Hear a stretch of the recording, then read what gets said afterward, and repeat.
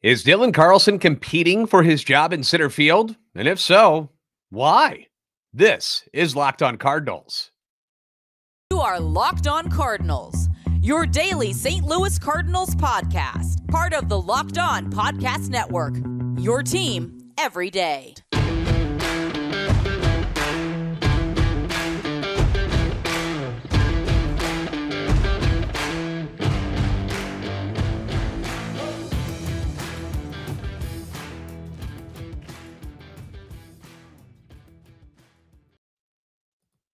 Hey there, Cardinals fans. I'm JD Hafford, and I'm a national radio sports anchor, born and raised in the Lou, and a lifetime Cardinals fan. And I'm your host for Locked On Cardinals, part of the Locked On Podcast Network, covering your team every day. You can follow me on Twitter at JD Sports Radio. You can follow the podcast at LO_Cardinals. I want to thank those of you who make Locked On Cardinals your first listen every day. We are free and available wherever you get your podcasts, whether it's iTunes, Spotify, Google Podcast. You can also find us on YouTube. Be sure to like and subscribe and comment. That way you can interact with us. Hit the notification button so you know when those new episodes are being posted. This is a show serving Cardinal Nation and giving the best fans in baseball all of the info about the birds on the bat. Position battles. They happen in spring training. Sometimes you have a veteran who's slated to start at a certain position, but you got an up-and-coming younger player. That person shines in camp and takes that job away from the veteran. We sort of saw that happen with Albert Pujols back in the day. He did it to Bobby Bonilla in 2001. Remember, Bonilla suffers, I believe it was a hamstring injury. I know it was a leg injury back that in 2001. And that allows Albert Pujols to make the opening day roster. And he just took over left field and never gave Bobby Bonilla his job back. And goes on to have a Hall of Fame career, which, just wrapped up last season in case you were, stuck under a rock somewhere. Speaking of Albert, I did want to point this out in case you guys were wondering why you haven't seen Albert Pujols in Jupiter around the Cardinals so far this spring. It's because he's actually at Angels camp, and he's a guest instructor because he's got to fulfill that 10-year personal service contract with the franchise. It's also been said that Albert's going to help out with the younger players at the Angels Academy in the Dominican Republic. So as a selfish individual, I think that sucks. I'd rather see him working with the Cardinals and hanging out with the Cardinals, but it is what it is. This is part of the deal that he signed with the Angels when he left, so he's got to fulfill it. So this is year 1 of 10 before he can help out the Cardinals, and who knows if he would even want to do that in a decade from now. So back to the main subject today. There's also position battles that have to deal with multiple veterans competing for one job. You see that in the bullpen a lot, or multiple young players who are competing for one spot on the roster, who are just hoping to make the opening day roster. It happens every spring. You can take this spring, for instance. You've got your number 1 prospect, Jordan Walker, competing to make the opening day roster. And with the World Baseball Classic, he's going to get plenty of opportunities to prove that he can make the jump from AA to the big league. So that's certainly something that, we're going to keep our eye on this spring. And the odds are, if he makes the team, he'll take one of the outfield spots when he does it, right? That's what we're all thinking will happen. And most assume that Walker would be in right field if he does, in fact, win a spot.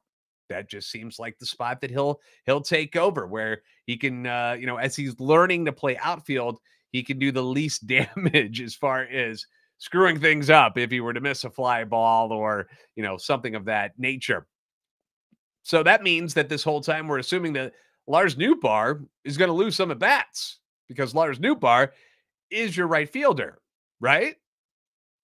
Au contraire, mon frère. We don't really know exactly who's playing where just yet. Some interesting news came out late yesterday and then has been talked about a lot on the wires today. Topic of discussion was that perhaps Nootbar isn't going to play right field now.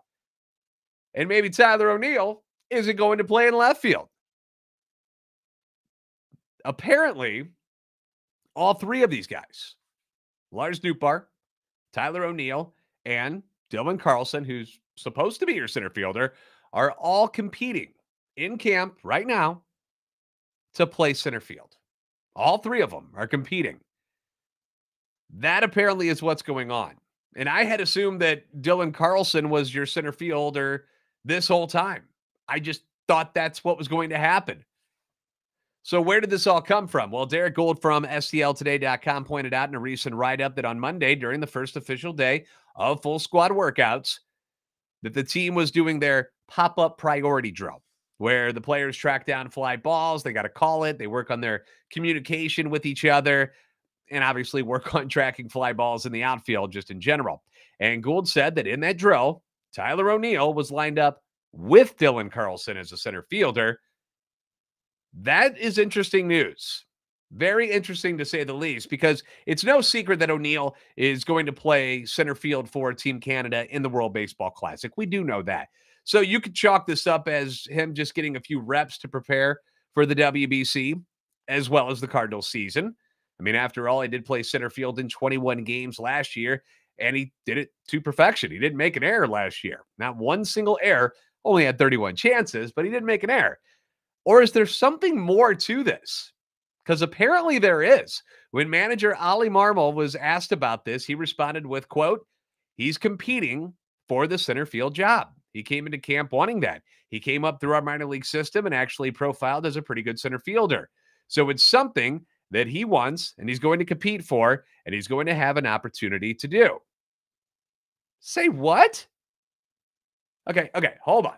Remember now, Tyler O'Neill, two-time Gold Glove Award winner in left field, and was vying for a third last year when the injuries took over because there was no inkling that his defense would suffer last year, that it would get bad all of a sudden. He had won 2 in a row, was going to go for a third. Injuries happen, couldn't compete enough to qualify for the Gold Glove in left field. But he's going to be 28 in June. So he's not old. He's still in the prime of his career. But normally, you don't go from a corner infield spot and then move to center field at the age of 28.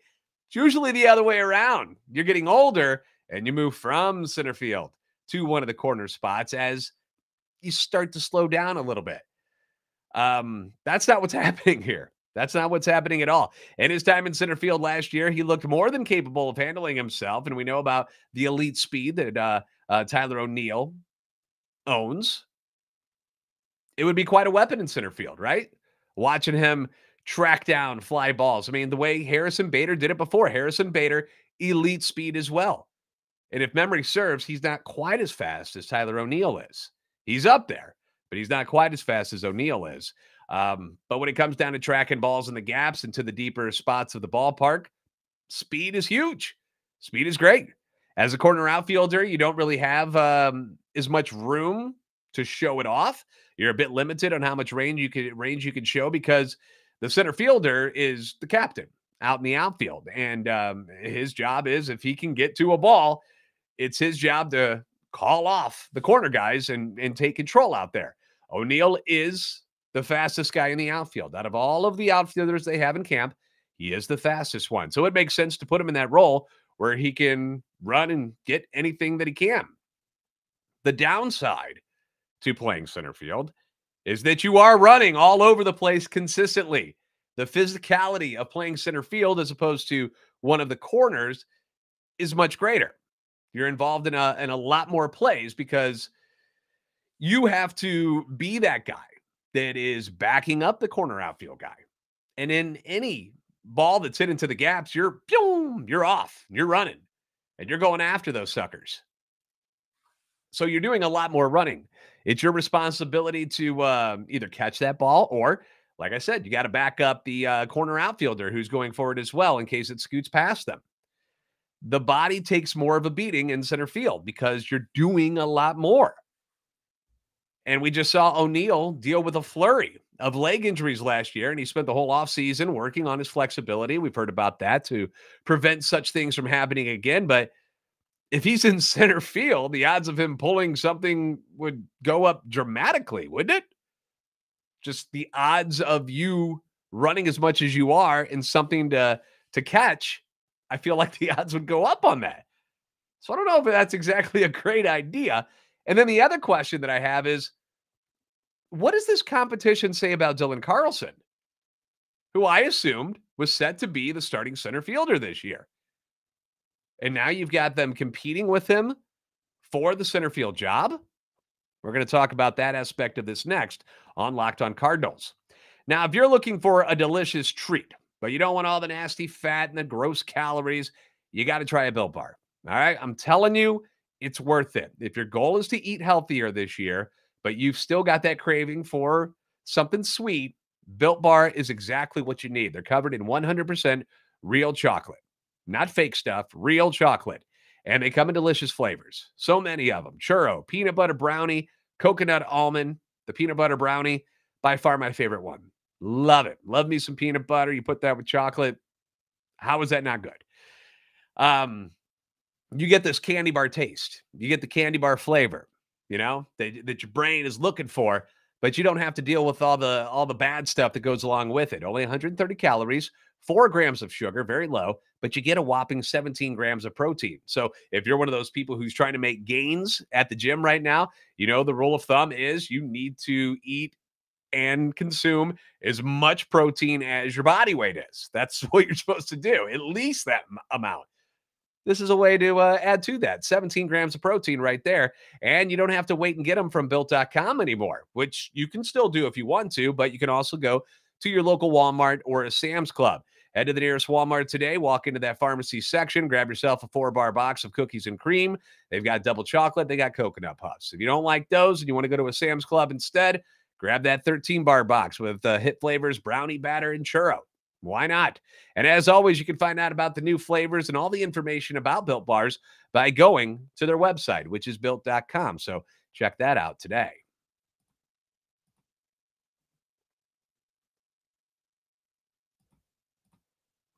After Gold Glove winning center fielder Harrison Bader was traded to the Yankees, the Cardinals immediately moved Dylan Carlson back to his natural position of center field. That's where he had played normally until he got up to the major leagues, because you had Bader in center field. So Carlson did what he needed to do, and that was slide over to right field. And with O'Neill in left, they had 2/3 of the Gold Glove winners in the outfield in the National League in 2021. And Carlson has played very good defensively since he was called up. That was 2020 when he finally made his arrival on the roster. Hasn't won any Gold Gloves or anything, but he's been very good. He's played a bunch in both right field and center. In his first full year in 2021, he appeared in center in 60 games, actually, 59 of those starts. And I'm sorry, I'm going to apologize now, but we have to get a little bit nerdy on the episode here because we got to talk about some stats. Defensive stats are super nerdy. But that year, 2021, 986 fielding percentage, but in defensive runs saved, he was a -2. Now, 0 when it comes to defensive runs saved is average. That's middle of the road. So he's -2. DRS is the abbreviation for defensive runs saved. What it does is it quantifies a player's entire defensive performance by attempting to measure how many runs a defender saved. So it takes into account your errors, your range in the outfield, the arm, double play ability, all of that smushed together, and they come up with the number. So to put that into perspective, the same year when Bader won the Gold Glove in center field, 2021, his DRS was +15, which is outstanding. If 1 through 10 is really, really good, 10 and above is like off the charts outstanding. Tyler O'Neill in his 2 Gold Glove campaigns of 2020 and 2021 in left field had a DRS of 9, and then it was an 11. Both of those are great. So Dylan Carlson was -2 in center in 2021, but he was a +3 in right field. Last year, things flipped a little bit. In right field, his DRS was a -5, which is not good. But over in center field, he was a +6. So it's not like, Dylan hasn't been good in center field or right field for that matter, but he's been good in both. But the eyeball test, just watching games last year, which we've got all these stats, we've got all the analytics, but just watching the game, you could see Dylan Carlson was very comfortable in center field. He liked it. He loved playing center field. When the Bader trade happened and they gave him the keys to that outfield, he ran with it. And unfortunately ended up getting hurt, but he looked good in center field. And the team didn't really miss a beat when it came to defense when he was out there in center. Losing Bader, you would think there'd be some drop-off, and there really wasn't. So why are we doing this suddenly? Like, what is this? What's the point of all this? Well, in Lynn Worthy's article on STLtoday.com, it says that Tyler O'Neill was actually the person who approached the team about playing more center field. The quote that's in this article says, from O'Neill, "I'd love to play center field. I'm not trying to boot anybody away from that position either, but it's whatever they deem fit. I know they're very analytically driven here. I just want to be the best player that I can be. I've worked really hard this offseason at increasing my first step quickness and making sure my legs can be under me. I believe I can definitely play that position if that's where they want me." Now, first, before we move on this, did you guys see the picture of Tyler O'Neill? Look at his muscles on YouTube. Now, we know Tyler O'Neill's been a weightlifter since he came up with the Cardinals. We know that, but holy smokes. It's like his shirt's painted onto him right there. Pretty darn buff. Some of the Locked On hosts in our, we've got our own little chat that we all talk about, and they were like, is this necessary for him to be this big? And I'm like, he's always been this big. He's a monster. But what he was working on this year was the flexibility in his legs and stuff. It really wasn't the upper body that was getting hurt so much last year. It was more the legs. But anyway, so to go back to Tyler O'Neill's quote real quick, where he says, I'm not trying to boot anybody away from that position either. Wait, what? You're not trying to boot anyone from the position. Your buddy Dylan Carlson is in center field. What do you mean you're not trying to boot him? Like, Carlson was just fine there. So thinking about this even more, here's what I've come up with. And I don't know if this is true or false. But I wonder if this has something to do with his arbitration case. And if playing center field means he's up to make more money. That's what I'm coming out with here. That's what I think is going on. I could be wrong. I would assume it's true that a center fielder makes more than a left fielder or a right fielder when it comes to stating your case in arbitration. Like, I wonder if that was a thing that the Cardinals brought up. Well, you only play left field. So he's like, all right, well, put me in center then. I'll play center field if that will help his cause when trying to get his next contract and make more money. But personally, I'm a if it ain't broke, don't try to fix it kind of guy. And with O'Neill healthy and in left field, Carlson comfortable and healthy in center field, plus Lars out there in right, which they talk about that Lars is also in competition for the center field job. He's going to play there, I guess, at some point. You know, he'll get some innings. But I don't think Lars is going to be your starter. I think he's great in right field. He was a +3 there last year. The Cardinals will have one of the best defensive outfields in all of baseball if you line it up that way. O'Neill in left, Carlson center, Lars Nootbar in right field. They will. Why go screwing around with that and putting the most often injured guy who could barely play that last year because he got hurt so much, put him at risk by placing him in the more demanding spot of center field? Why would you do that? That's my question. I don't get it.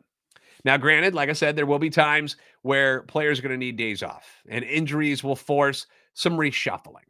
So to have O'Neill, Carlson, and Nootbar, all three of them with the ability to play all three outfield positions, that's awesome. That's great.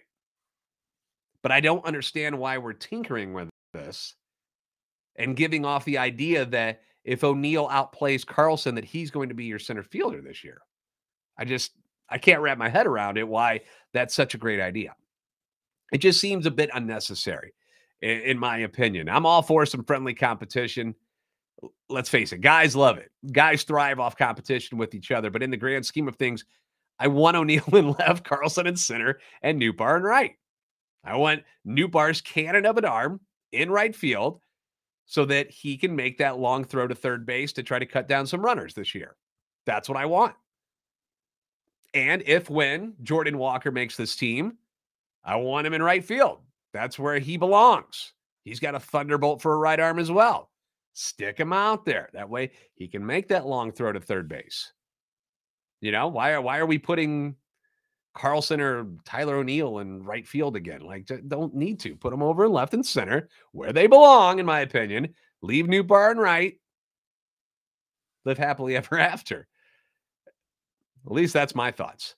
Up next, the floor is yours. Real quick, we're going to show another picture of the outfielders on YouTube. Look at them all. They're all smiley. There's Dylan on the right.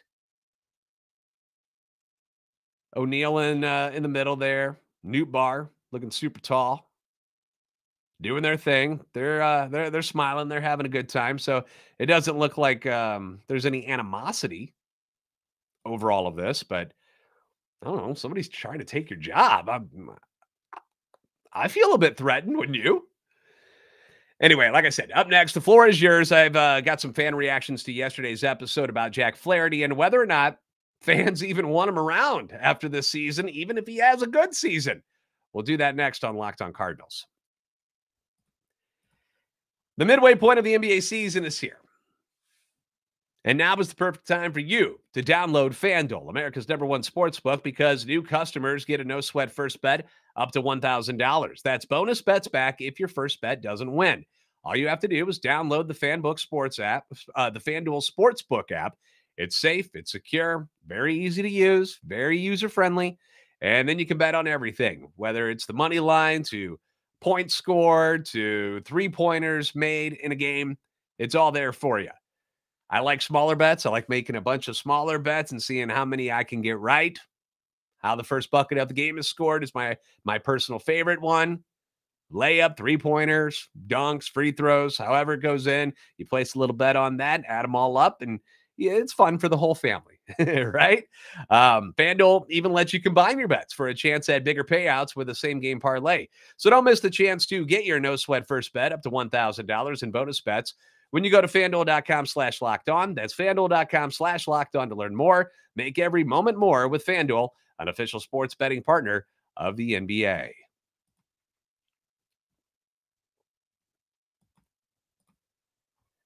My question for yesterday's episode about Jack Flaherty was this: if Jack has a solid season this year, stays healthy, are you signing him long-term or are you going to let him walk? He's had a few years of bad injury luck. Some people don't like the way he talks on social media. Are you keeping him around if he has a good year this year? Or do you say sayonara? Again, the narrative I see from a lot of people that I'm getting is that he doesn't like it in St. Louis and wants to leave anyways, which nobody's given me any proof yet. When I ask people online, like, why do you think that? Gut feeling. He just seems like he doesn't like it.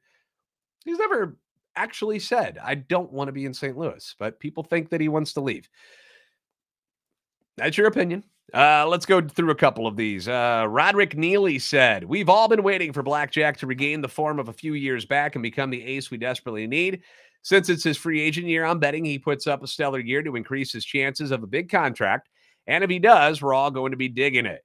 If we're able to keep him with the birds on the bat, it will be a miracle. All we can hope for in Cardinals Nation is that the pitching staff outperforms expectations for us to even have a chance at going farther than the first round of the playoffs. Yeah, I don't disagree with any of that. The staff does not really strike much fear in anyone. And like I've said before, I think their plan here is to win the division, which I think the starting rotation is good enough to do something like that. When we get to the playoffs, are they good enough to, beat some of these top aces that pitch for other teams? That's the problem. So when they win this division, I should say if they win this division, I think the idea here is to, while that's happening, gauge the market for a top-of-the-line pitcher who might become available.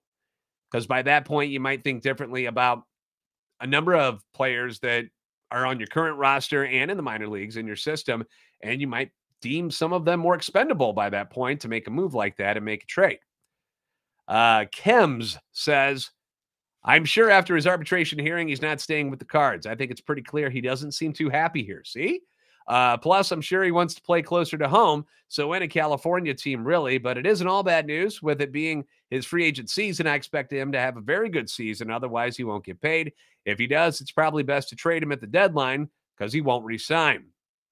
Well, his trade value right now is in the toilet because he hasn't pitched in the last couple of years, really. The injuries have done that to him. So he certainly is going to have a bigger year for anyone to want to acquire him via trade. But my question for you is, if the Cardinals are winning and are headed to the playoffs, riding a resurgent Jack Flaherty, why would you trade him? You only trade him if you're out of contention. And if he's having a good year, the odds are that your team is probably having a good year as well. Jay Swan 2390 says, I think Jack is for sure gone after this year. He's going to demand as much money as possible, and we're not going to be the ones to give it to him. Either San Diego, LA, the Mets, the Yankees, Toronto, so many other teams will pay him more. I would trade him by the trade deadline. Again, if you're in first place or in the wild card hunt, are you still trading him? Because you don't have a choice. You either have to trade him then, or the way you all think here is that he's just going to walk at the end of the year anyway. So if you're winning, are you okay with trading him? We remember what happened last year with Milwaukee, right? You don't want to make that bonehead mistake. The Brewers did it last year. They trade Josh Hader. They shake up a team that at the time looked like they were going to go to the playoffs. In fact, I believe they were winning the NL Central at the time they made the trade, and then they folded like a lawn chair after they dealt their very popular closer. People loved him in their clubhouse. They traded him because of money and contract issues, and it ruined the rest of their season. So I don't want to see the Cardinals make that mistake. But again, all of this is a moot point if Jack Flaherty doesn't pitch well and doesn't have a good year, which we're all hoping he does, because if he's doing good, the Cardinals are probably doing good. All right. Appreciate all the responses, you guys. Once again, thank you for making Locked On Cardinals your first listen every day. Now make your second listen. Locked On MLB Prospects. Host Lindsey Crosby is a prospect encyclopedia, and he's going deep on the MLB stars of tomorrow. It's free and available wherever you get podcasts. If you haven't already, be sure to like and subscribe on YouTube. You can follow on Twitter at LO_Cardinals and at JD Sports Radio. You are the best fans in baseball for a reason, and I'll see you next time on Locked On Cardinals.